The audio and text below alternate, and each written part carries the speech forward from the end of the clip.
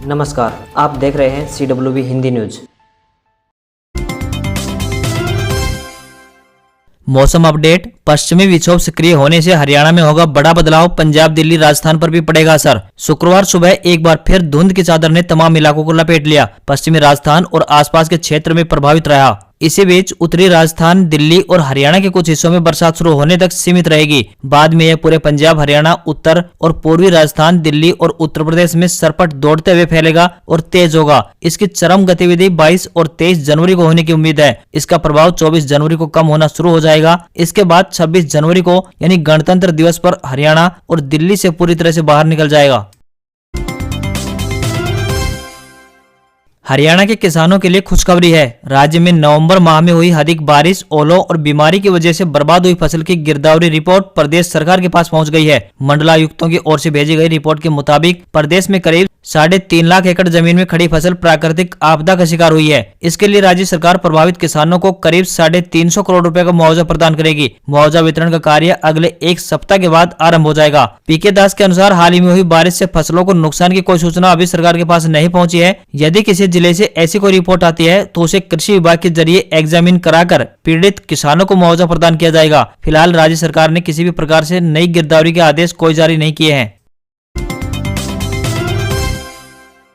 Corona को लेकर Punjab Haryana high court के आदेश। छोटे मोटे मामलों में किसी को गिरफ्तार न करे पुलिस। पंजाब एवं हरियाणा हाईकोर्ट ने कोरोना के एक बार फिर बढ़ते संक्रमण को देखते हुए महत्वपूर्ण आदेश जारी करते हुए कहा है कि फिर बड़ी संख्या में कोरोना पॉजिटिव केस सामने आ रहे हैं। ऐसे में अदालतें नियमित तौर पर काम नहीं कर पा रही हैं। लिहाजा हाईकोर्ट ने पंजाब, हरियाणा और चंडीगढ़ को एक बार फिर से आदेश जारी किए हैं कि 28 फरवरी तक छोटे मोटे अपराधों में जब तक कानून व्यवस्था का संकट न हो गिरफ्तारियां न की जाएं। इसके साथ ही हाईकोर्ट ने कहा कि अगर पुलिस को जरूरी लगे तो वह गिरफ्तार कर सकती है। इसके लिए उन्हें कोई बंदिश नहीं होगी।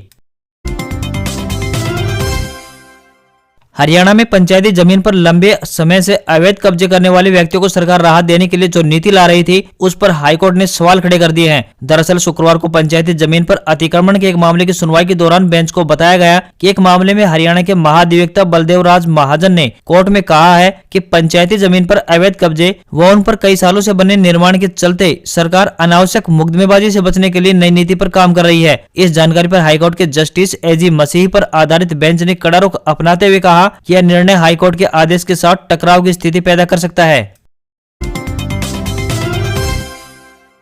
Solar water system update. अपना सोलर वाटर सिस्टम दूसरे को बेचा तो वापस देनी होगी सब्सिडी। रोहतक के अतिरिक्त उपायुक्त महेंद्रपाल सिंह ने बताया कि प्रदेश सरकार द्वारा क्रियान्वित की जा रही PM कुसुम सोलर वाटर पंपिंग सिस्टम योजना के अंतर्गत नवीन एवं नवीकरणीय ऊर्जा विभाग द्वारा किसान को खेत की सिंचाई के लिए स्थापित किए गए सभी सोलर पंपों की जांच करवाई जाएगी। यदि निरीक्षण के दौरान स्थापित पंप अपने स्थान पर नहीं मिलता है या किसी दूसरे स्थान पर उपयोग करने या किसी अन्य को बेचने पर किसान के विरुद्ध कार्रवाई की जाएगी। साथ ही विभाग द्वारा दी गई अनुदान राशि भी वापस ली जाएगी। यह स्पष्ट किया गया है कि सोलर पंप सेट दूसरी जगह लगाने पर अनुदान का अधिकार नहीं है और किसी अन्य को बेच दिया तो उसके खिलाफ कार्रवाई की जाएगी। 26 जनवरी को 12,500 फुट के कैनवस पर हरियाणवी तुलिका की चमक देखेंगे PM। देश भर की ऐतिहासिक घटनाएं भी होंगी प्रदर्शित। आजादी के अमृत महोत्सव को लेकर पूरे देश में अनेक कार्यक्रम चल रहे हैं। चित्रकार, संगीतकार एवं अन्य विधाओं से जुड़े कला साधक अपने अपने ढंग से आजादी के मतवालों को अपनी कला विद्या से नमन कर रहे हैं। वहीं चित्रकारों ने रंगों के माध्यम से वीर सपूतों को श्रद्धांजलि भी दी है। उन्होंने आजादी के साथ साथ राष्ट्र उत्थान में अपना विशेष योगदान दिया है। गीता महोत्सव कुरुक्षेत्र में हरियाणवी चित्रकारों द्वारा तुलिका के माध्यम से रंग भरी गई कलाकृतियों को 26 जनवरी को राजपथ पर प्रदर्शित किया जाएगा, जिसका अवलोकन प्रधानमंत्री श्री नरेंद्र मोदी करेंगे।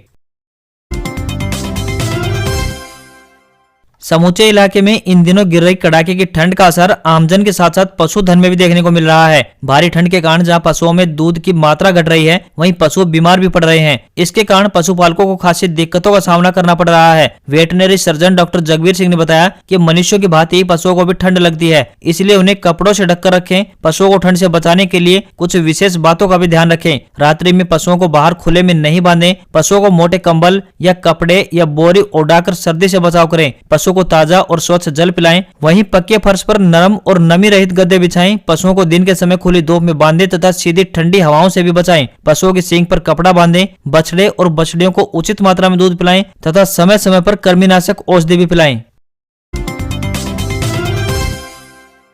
प्रधानमंत्री के स्वीट प्रोजेक्ट पीएम कुसुम योजना के तहत प्रदेश में किसानों को जल्दी सोलर कनेक्शन देने को लेकर तीव्र गति से काम किया जा रहा है, जो कि छोटे किसानों के लिए बेहद फायदेमंद स्कीम है। इस बारे में प्रदेश के बिजली एवं जेल मंत्री रणजीत चौटाला ने बताया कि केंद्र सरकार द्वारा मिले 15,000 कनेक्शनों को हमने वितरित कर दिया था और इसी साल मिले 22,000 में से 4,000 कनेक्शन भी दे दिए हैं और जल्द ही बाकी बचे कनेक्शन प्रदेश के किसानों को दिए जाएंगे। चौटाला ने बताया कि इस स्कीम के तहत 30% केंद्र और 45% प्रदेश सरकार सब्सिडी दे रही है, यानी किसान को 75% सब्सिडी का लाभ दिया जा रहा है। कनेक्शनों को लेकर एक ही दिन में लगभग 28,000 एप्लीकेशन पोर्टल पर आई हैं। किसान इसमें काफी अधिक रुचि दिखा रहे हैं। चौटाला ने बताया कि किसानों के साथ साथ प्रदेश सरकार को भी इसका लाभ होगा और प्रदेश की पावर की स्थिति पहले से बेहतर होगी। चौटाला के अनुसार कुसुम योजना में हरियाणा की स्थिति पूरे देश में काफी बेहतर है, गुजरात के बाद पूरे देश में नंबर 1 पर है। हरियाणा में कोरोना के 9,655 नए संक्रमित मिले, 12 मरीजों की मौत। सरकारी दफ्तरों में 5 फरवरी तक वर्क फ्रॉम होम। हरियाणा में कोरोना संक्रमण दर तेजी से बढ़ रही है। शुक्रवार को दैनिक संक्रमण दर 21.57% पर पहुंच गई है। रिकवरी दर की बात करें तो लुढ़ककर 91.91% रह गई है। वहीं बीते 24 घंटों में रिकॉर्ड 9,655 नए केस मिले हैं, तो वहीं 12 की जान भी गई है। यमुनानगर में 4, गुरुग्राम में 3, नूह में 2, फरीदाबाद, करनाल व पानीपत में एक मरीज ने दम तोड़ा है। प्रदेश में सक्रिय मरीजों की संख्या 62,000 के पार पहुंच गई है। राहत की बात यह है कि एक दिन में 9,247 मरीज ठीक भी हुए हैं। हरियाणा के सरकारी कार्यालयों में अब 5 फरवरी तक वर्क फ्रॉम होम रहेगा। मुख्य सचिव कार्यालय ने शुक्रवार को इस संबंध में आदेश जारी कर दिए हैं।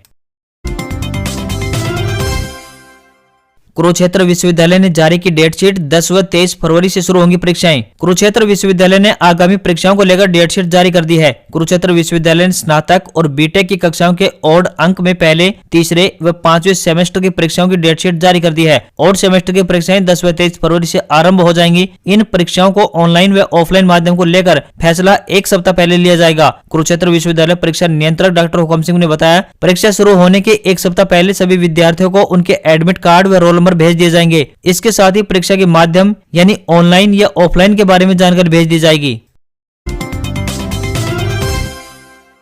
पाकिस्तान पर फिर डिजिटल स्ट्राइक। झूठी खबरें चलाने वाली 2 वेबसाइट समेत 35 यूट्यूब चैनल ब्लॉक। भारत विरोधी प्रोपेगेंडा फैला रहे थे। भारत सरकार ने पाकिस्तान पर एक बार फिर डिजिटल स्ट्राइक की है। सूचना और प्रसारण मंत्री अनुराग ठाकुर की चेतावनी के अगले ही दिन यानी सरकार ने 35 YouTube channel, 2 Twitter account, 2 Instagram account, 2 website और 1 फेसबुक अकाउंट ब्लॉक कर दिया है। यह कार्रवाई आईटी नियमों के तहत की गई है। ये सभी अकाउंट पाकिस्तान से ऑपरेट हो रहे थे। ब्लॉक किए गए यूट्यूब चैनलों के पास 1.2 करोड़ सब्सक्राइबर और 130 करोड़ से ज्यादा व्यूज थे। भारतीय खुफिया एजेंसियां इन सोशल मीडिया अकाउंट्स और वेबसाइट पर नजर रख रही थी। यह देखा गया कि ये सभी नेटवर्क झूठी खबरें फैलाकर भारतीयों को गुमराह करने के मकसद से चलाए जा रहे थे। इंडिया गेट पर लगेगी नेताजी की भव्य प्रतिमा। अमर जवान ज्योति विवाद के बीच मोदी का ऐलान, कहा 23 जनवरी को होलोग्राम मूर्ति का अनावरण होगा। अमर जवान ज्योति विवाद के बीच प्रधानमंत्री नरेंद्र मोदी ने शुक्रवार को बड़ा ऐलान किया। उन्होंने कहा कि इंडिया गेट पर नेताजी सुभाष चंद्र बोस की भव्य मूर्ति लगाई जाएगी। पीएम मोदी ने यह जानकारी एक ट्वीट के जरिए दी। पीएम ने ट्वीट किया, ऐसे समय में जब पूरा देश नेताजी सुभाष चंद्र बोस की 125वीं जयंती बना रहा है, मुझे यह बताते हुए खुशी हो रही है कि ग्रेनाइट से बनी उनकी भव्य प्रतिमा इंडिया गेट पर स्थापित की जाएगी। यह उनके प्रति भारत के ऋणी होने का प्रतीक होगा। जब तक नेताजी बोस की भव्य मूर्ति स्थापित नहीं की जाती, तब तक उनकी एक होलोग्राम प्रतिमा उसी स्थान पर मौजूद रहेगी। मैं नेताजी की जयंती यानी 23 जनवरी को होलोग्राम प्रतिमा का अनावरण करूंगा। यूक्रेन पर रूसी हमले का खतरा। सरहद से 20 किलोमीटर दूर पुतिन की फौज तैयार, तो वहीं जंग टालने के लिए अमेरिका रूस के विदेश मंत्री मिले। यूक्रेन जंग के मुहाने पर है। रूसी सेनाएं उसकी सीमा से महज 20 किलोमीटर दूर हमले के लिए तैयार नजर आ रही हैं। अमेरिका और उसके सहयोगी नाटो देश इस जंग को टालने के लिए भरपूर कोशिश कर रहे हैं। इसी कड़ी में शुक्रवार को जिनेवा में रूस और अमेरिका के विदेश मंत्रियों की बैठक पर नजरें टिकी हुई थी। ये मीटिंग हुई और नतीजा उम्मीद भरा रहा। मीटिंग के बाद अमेरिकी विदेश मंत्री ने कहा कि हमने रूस को एक लिखित दस्तावेज दिया है जो उस पर विचार करेगा और उसके बाद हम फिर से बातचीत करेंगे। वहीं डर इस बात का भी है कि अगर रूस किसी वक्त यूक्रेन पर हमला करता है तो यह जंग रूस बनाम पश्चिम हो सकती है। जंग की आशंका देखते हुए ब्रिटेन ने यूक्रेन को एंटी टैंक वेपन्स दे दिए हैं, तो कनाडा ने अपनी पैरा ट्रूपर रेजिमेंट यूक्रेन भेज दी है। शेयर बाजार में भारी गिरावट। सेंसेक्स 427 पॉइंट्स गिरकर 59,037 पर बंद। एयरटेल, इंडसइंड बैंक 2.5% टूटे। शेयर बाजार में हफ्ते के आखिरी कारोबारी दिन में भारी गिरावट रही। बॉम्बे स्टॉक एक्सचेंज यानी बीएसई का सेंसेक्स 427 पॉइंट्स गिरकर यानी 59,037, तो वहीं नेशनल स्टॉक एक्सचेंज का निफ्टी 140 अंक गिरकर यानी 17,617 पर बंद हुआ।